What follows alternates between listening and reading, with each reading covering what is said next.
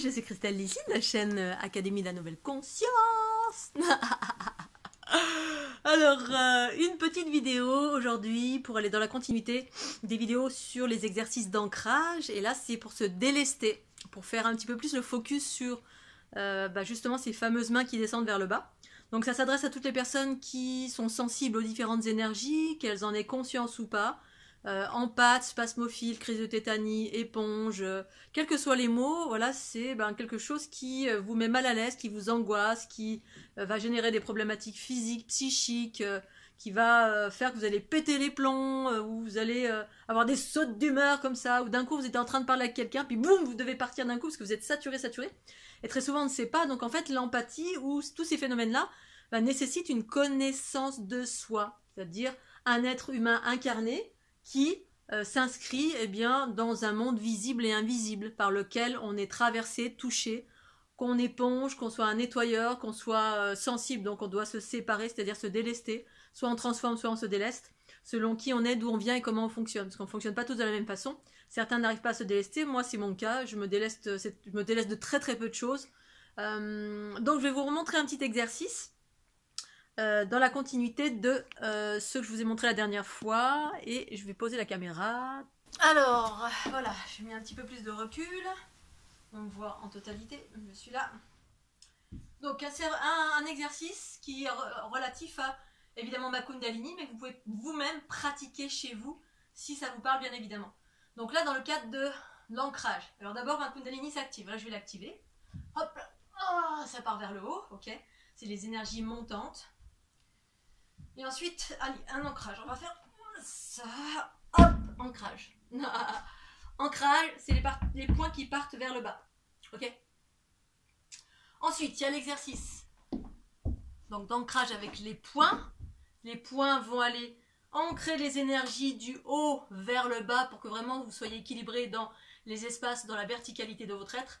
Autant les antennes qui sont relatives aux espaces cosmiques, autant les espaces du bas sont très très importants, c'est même la base quand on est incarné.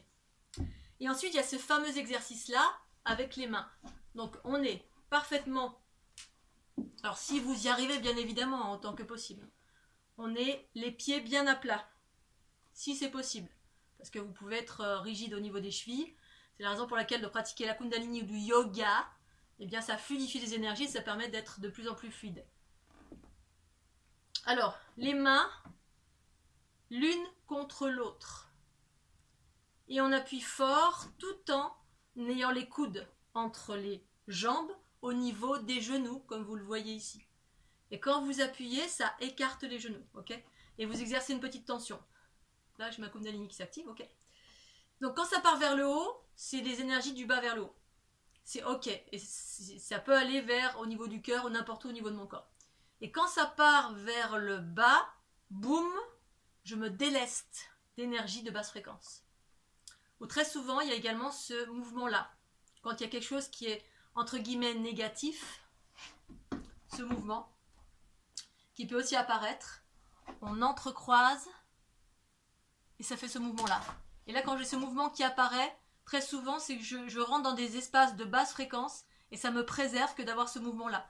Et ce mouvement vient se mettre devant différents chakras, particulièrement au niveau du chakra du plexus. Lorsque je partais sur les routes dans différents endroits pour faire des équilibrages, je me retrouvais dans des endroits qui étaient relativement denses, qui étaient remplis de basses fréquences, et qui étaient vraiment très bas en fréquence. Et pour pouvoir être préservé ou déchirer ces espaces de basse fréquence, ça se mettait comme ça devant moi au niveau de mon plexus solaire. Parce que très souvent les basses fréquences, pas toutes, hein, mais selon comment on est aux fréquences, ça rentre dans le plexus, selon ce que l'on absorbe. Et ensuite, voilà cet exercice qui en même temps allie l'ancrage. Donc ça rallie l'ancrage, c'est une position en fait pour moi d'ancrage que ma Kundalini me fait faire. Et quand ça part vers le bas, boum, et ça touche, vous touchez le sol. Alors je vais essayer de baisser un petit peu plus la caméra, qu'on voit bien.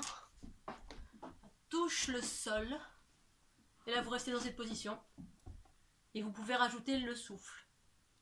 Et en mettant peut-être aussi, si vous le souhaitez, vous le sentez, l'attention de drainer les énergies de basse fréquence vers le bas, le trop-plein. En général, moi, c'est le trop-plein, c'est les résidus, parce que je transforme d'une façon générale, même si mon corps, parfois, il en pâtit. c'est la nécessité justement d'être haut en fréquence pour que le corps n'en pâtisse pas. Mais après, tout dépend de nos antennes et ce que l'on capte, en fait, parce qu'on n'a pas tous la même grandeur d'antenne. Donc on étire bien le bassin à travers l'étirement la pression en fait des deux mains comme ceci qui étirent au niveau des genoux et du coup ça vient étirer à ce niveau-là et ça étire au niveau de tous les méridiens. Je vous montre de côté, hop. Les mains comme ceci. Et hop, on a les mains qui partent vers le bas, donc ça descend vers le bas. Très souvent le corps en fait, à travers les mouvements spontanés, en tout cas à travers ma Kundalini, montre les mouvements. Et puis parfois on peut les sentir, hein, spiralés ou linéaires ou fragmentés, quand ça se sépare. Et en général, pour moi, ça se met à bouger, voilà. Ça équilibre au niveau des polarités. Ensuite, droite-gauche, parce qu'il y a des espaces ici. On va enlever ça. Il y a les fameux points. Les fameux points qui sont ici, chez moi, souvent qui sont saturés ou engorgés quand je suis en contact avec des basses fréquences, certaines basses fréquences. Ces deux points qui sont là, ici, ce sont pour moi des points de ralliement, de syntonisation des énergies cosmiques et des énergies du corps, telluriques. Des points de syntonisation. Et quand ça fait mal, en général, c'est que c'est pas tout à fait équilibré dans les polarités ou que j'ai accueilli des trop basses fréquences et ça vient me saturer ici. Exercice délestage. D'abord ancrage, en se mettant dans cette position le plus possible. Parfois, ma Kundalini me fait partir un peu plus en arrière. C'est-à-dire je peux être comme ça, et parfois ça me fait partir un peu plus en arrière. Chaque micro-mouvement que votre corps va vous faire est important. C'est la raison pour laquelle de s'abandonner en totalité, c'est important. Voilà, parce que par exemple, vous avez une main qui est comme ça, vous ne faites rien, et puis parfois, le doigt va bouger comme ça. Eh bien, c'est le début de mouvement spontané. Si ce n'est pas un mouvement spontané, vous répétez tout simplement, vous testez une pratique. C'est ce qu'on fait lorsqu'on va faire du tai chi, du qigong. Vous avez un enseignant qui vous dit fais comme ceci, fais comme ça. Donc là, on peut le faire de cette façon-là. Vous vous laissez porter si ça vous parle. Et hop, on a les énergies qui partent vers le bas. D'abord les mains. Bon, ma Kundalini, vous pouvez vous relier à ma fréquence de Kundalini là maintenant tout de suite. Écoutez la vibration. S'il y a besoin de se délester, ça peut appuyer très fort aussi. Ça génère en même temps de l'équilibre. Le fait que les deux parts des mains se rejoignent, ça génère de l'équilibre. Et puis quand il y a une nécessité, de par la Kundalini, de se délester, ça part vers le bas. Et ça touche le sol. Les mains touchent le sol. Ça peut parfois bouger.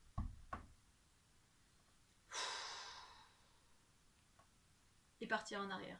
Voilà. Le bassin part en arrière un petit peu.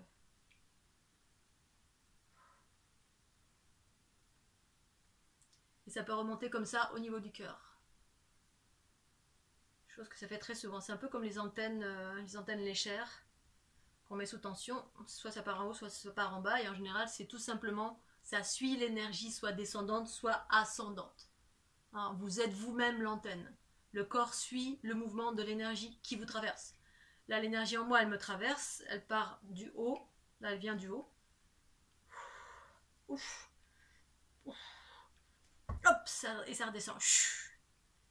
L'énergie vient du haut, il y a une syntonie, hop, entre le haut et le bas, parce que ici sur Terre, c'est des énergies telluriques, c'est différent, c'est plus dense. Et puis tout ce qui vient des parties hautes, en tout cas dans mon canal central, c'est des énergies cosmiques, des hautes fréquences. Et ça doit se syntoniser. La syntonisation des deux, c'est l'unité, quand elles se réunissent. Et c'est dans cette unité, cet équilibre d'abord, et cette unité des deux polarités. C'est pour ça qu'on parle beaucoup dans l'unité des polarités. Pour moi, les polarités, c'est juste les différentes énergies et les différents mouvements et comment ça interagit et qu'est-ce que ça contient. Bref, et donc toutes ces énergies circulent dans notre corps et nous composent en totalité. Enfin, en partie, on va dire, parce qu'il y a beaucoup de choses qui nous composent. Hop, ça part vers le bas. Donc, on peut accompagner du souffle en mettant l'attention que hop, ça part vers le bas.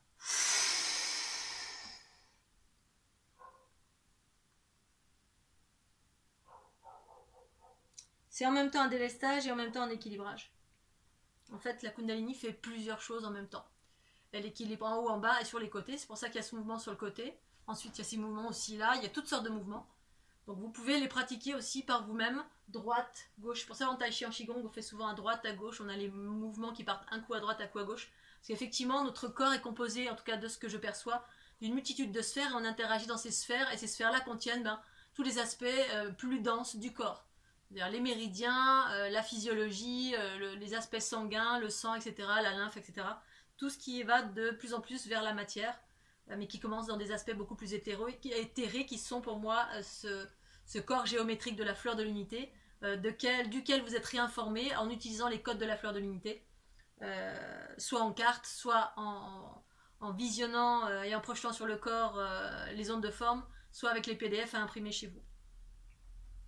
Ça réinforme pour activer tous ces processus de mouvement spontané qui amènent à équilibrer, fusionner et vous permettre de transformer les différentes fréquences qui à l'heure actuelle sont relativement, on peut le dire, lourdes. Quand on est ultra sensible, moi je suis ultra sensible, je peux capter tout et n'importe quoi. Et je dois me maintenir en équilibre. Maintenir en équilibre, c'est justement garder mon unité pour permettre de transformer tout ce que j'ai accueilli comme énergie. Et quand on ne transforme pas, eh bien justement, on est incommodé. Et donc, on peut être investi par incommodé. Ça veut dire que vous avez différentes... Alors, je vais arrêter l'exercice là. Incommodé, c'est qu'on a différentes... on est traversé par différentes énergies. Ces énergies, ça peut être des entités, ça peut être des ondes de forme, ça peut être n'importe quoi. Mais tout ça, ça n'est pas méchant. Voilà. Là, récemment, qui est-ce qui me disait ça? C'était Katharina qui me disait... j'habite à côté d'un cimetière. Alors effectivement, il peut y avoir des présences, mais moi, c'est toute ma vie d'avoir absorbé, c'est ma vie entière où j'ai passé tout mon temps à absorber une multitude de choses, jusqu'au moment où j'ai compris, même depuis le début, j'ai compris que c'était pas méchant. Voilà, c'est dans les cultures patriarcales, on a mis, voilà, on vous a fait peur avec les entités. On vous a dit, oh, c'est méchant, t'es bourré d'entités, c'est pas bien, il va avoir un marabout, etc. Alors, effectivement, si vous en avez trop, ça peut générer des problèmes psychiques, physiques, à tous les niveaux.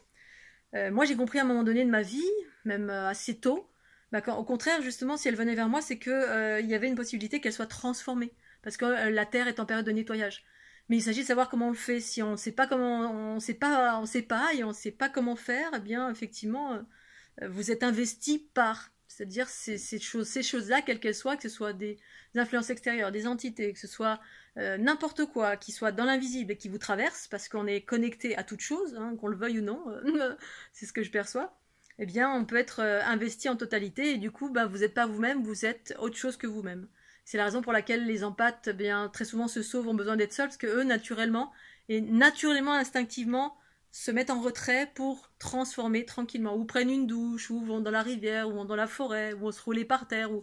Bref, on a un processus qui se met en place, ou quel qu'il soit, pour pouvoir transformer ces énergies qui nous traversent, parce que certaines personnes sont là pour ça sur la planète. Et pour moi, la transition de l'ère du Verseau vers l'ère du Poisson vers l'ère du Verseau, c'est justement, de plus en plus de personnes vont devenir empathes, parce que c'est un processus unitaire que d'être empathe.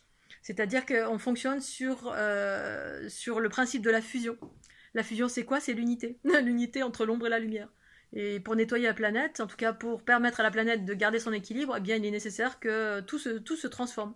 La planète, les arbres, l'eau, l'air, tout se transforme. Et les êtres humains transforment aussi, sauf que la plupart n'en ont pas conscience, ne savent pas comment ça fonctionne. Et puis, je vous l'accorde, c'est pas évident, hein, surtout ces derniers temps. Moi, avec le Covid, ce que j'ai vécu là, cet été, ça a été affreux, affreux, affreux. Ça m'a fait mal à tous les niveaux du corps parce que toutes mes structures ont été déstabilisées, énergétiques. Et du coup, je me suis mis à transformer puissance 4 milliards. Et donc, ça a mis en lumière la nécessité d'un ancrage beaucoup plus profond, justement pour pouvoir maintenir la clarté d'esprit, pouvoir transformer ou pouvoir se séparer pour celles et ceux qui fonctionnent sur la séparation. Séparation, ça veut dire effectivement, là, comme ce mouvement que je vous ai montré là avec les mains. Je vais essayer de recaler le... non, bon, ça va, ouais. Ce mouvement que je vous ai montré avec les mains jointes, ça permet de se délester. Et puis d'autres peuvent délester différemment avec les mouvements de fragmentation. Je peux vous montrer le mouvement de fragmentation. Non, je vous ferai une autre petite vidéo pour pas mélanger. Voilà, donc c'était le petit message du jour concernant ce petit mouvement dans la continuité de l'ancrage, qui est pour moi le mot du moment. Et puis, oui, je voulais peut-être répondre à la question de...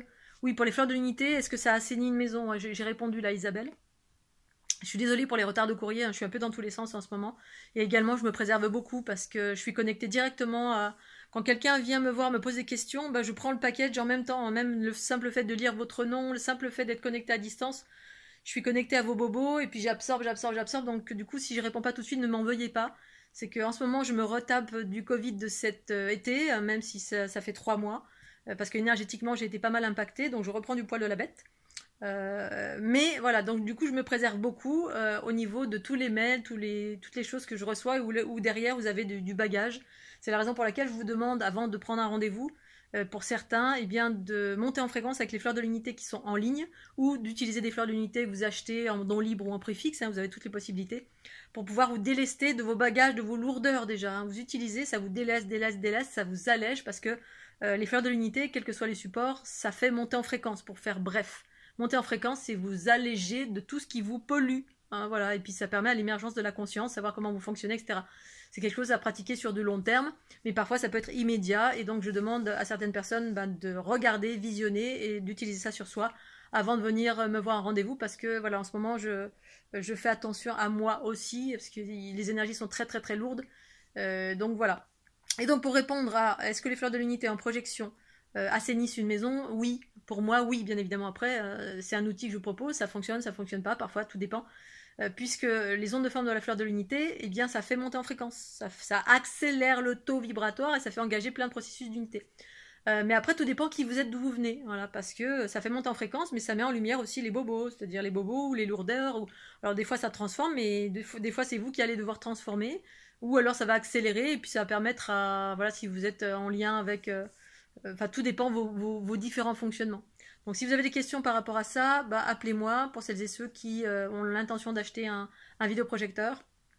Parce que moi, ce que je propose, c'est les processus de transformation. La transformation, ça nécessite que s'il y a des choses qui sont en moi, que j'ai absorbées par un phénomène d'empathie, d'éponge ou de quel que soit le terme, et que du coup, bah, je dois transformer ce que j'ai absorbé et ensuite me délester de certains résidus quand même, malgré tout, parce que bah, je me déleste bien. Hein, je vais aux toilettes, je fais pipi, j'éternue, je crache.